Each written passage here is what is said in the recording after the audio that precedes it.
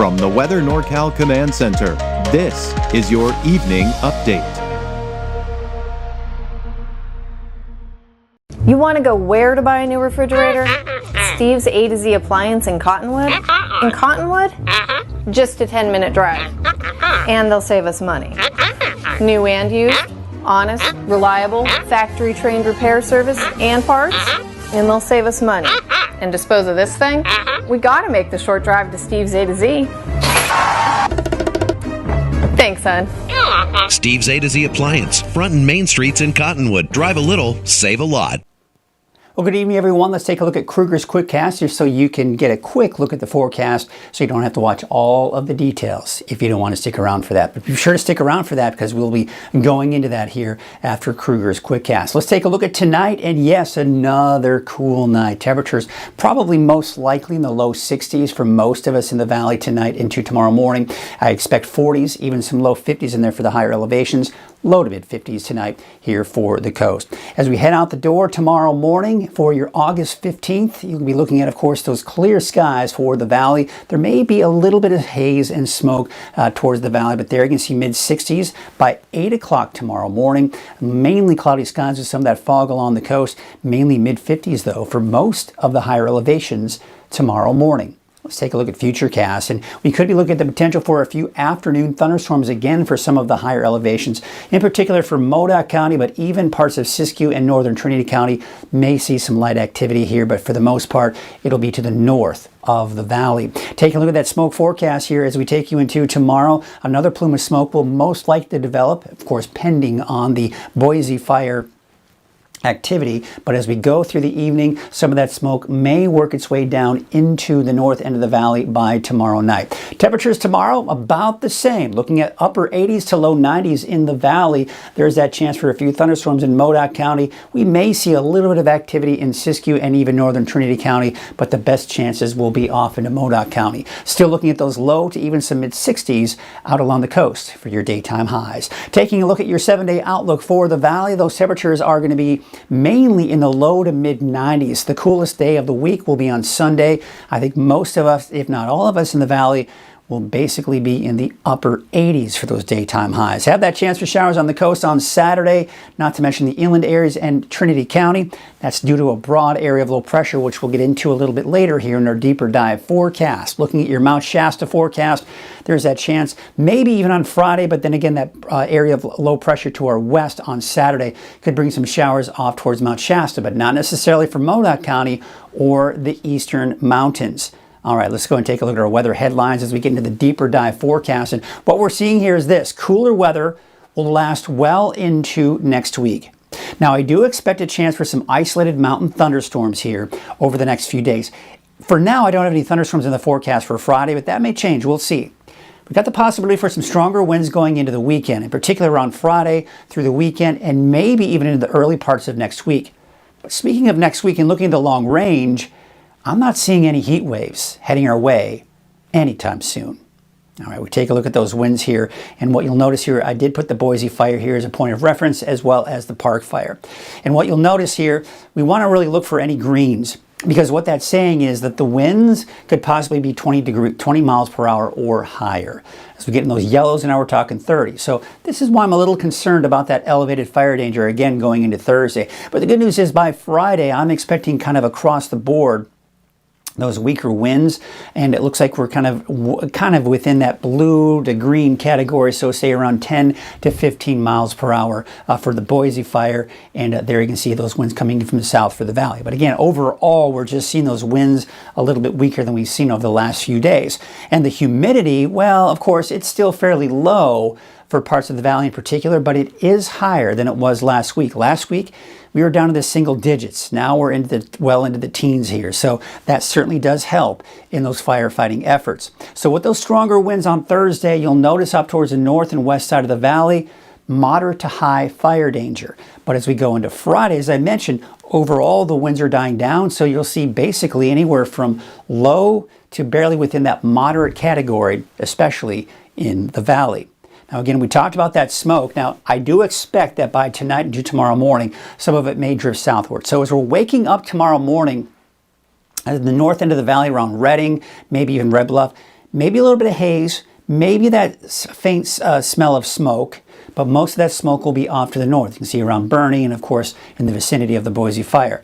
We may see it flare up again as we lose that temperature inversion over the fire. Once we lose that cap, then, of course, the fire is able to breathe again, and we start to see it flare up. We see more smoke. Now, I'm expecting that by the time we get into tomorrow night, we could be looking at, again, more smoke for the north end of the valley. All right, let's talk about the chances for showers and thunderstorms here as we go into tomorrow afternoon. So see all of the cumulus clouds developing in Siskiyou County, even northern Trinity County and northern Shasta County.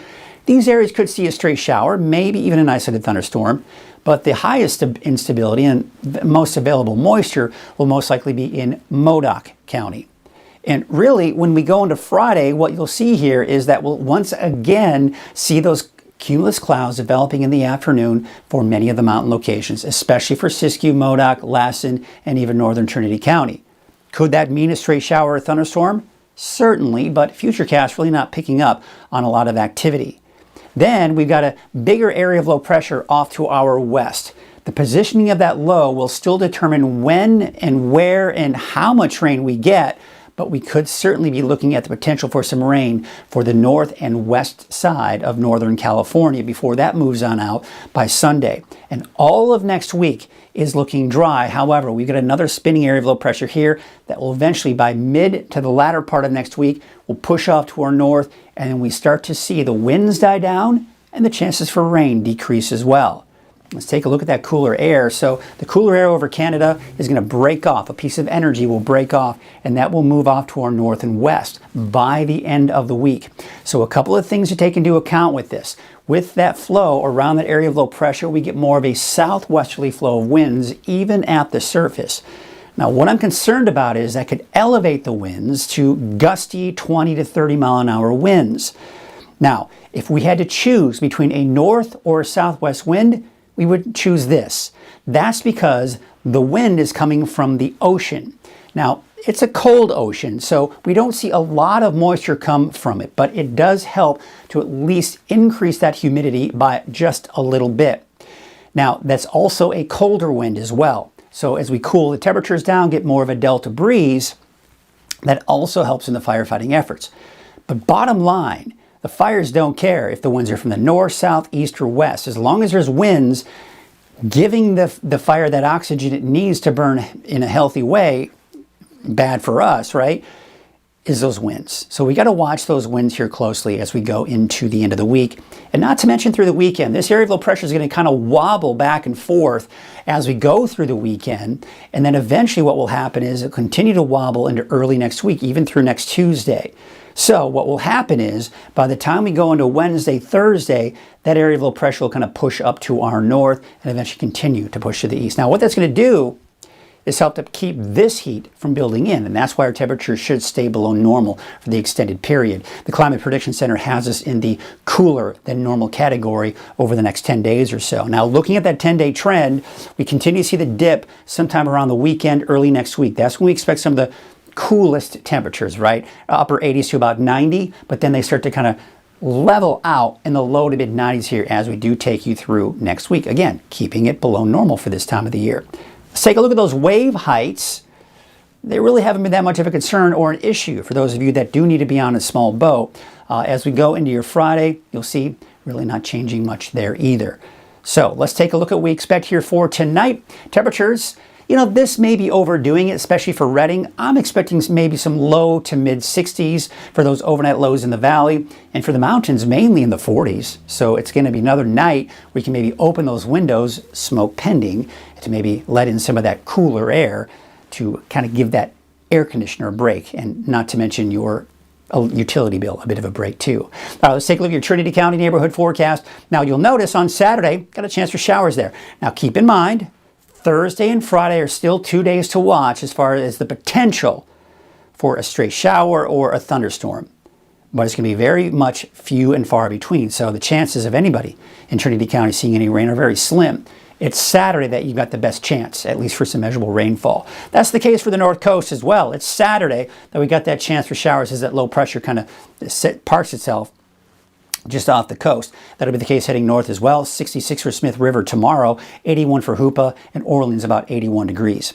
Your Siskiyou County neighborhood forecast, I've got that chance for showers and thunderstorms possibly tomorrow, maybe Friday, better chances coming in on Saturday. And then it looks like it dries out after that, and we keep it in the 80s, although cooling off into the upper 70s by the weekend.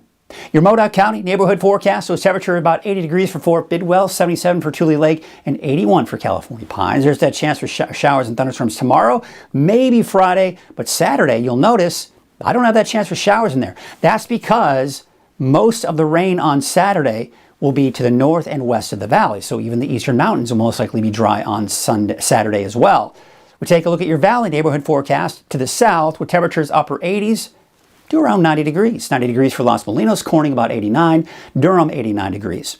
Take you up north, about 93 for Redding, 92 for Red Bluff, 93 out in Palo Cedro and Whiskeytown, a high of about 87 degrees. And looking at your 7-day outlook for Redding, well, there you have it. Those temperatures are slowly dropping, should be down to 89 degrees by Sunday, and then Monday, we'll be looking at temperatures back in the low to even mid-90s, especially by the time we get to the middle of next week. That's your evening update. We'll see you tomorrow morning at 6 a.m. for your latest update, and of course, Coffee with Kruger at 7 a.m. live. At Wind River Resort and Casino, we like to celebrate life's little moments. Oh, and the big ones too, because around here, when you're completely in the moment, that's when the magic happens. Come in and find your moment at Wind River Resort and Casino.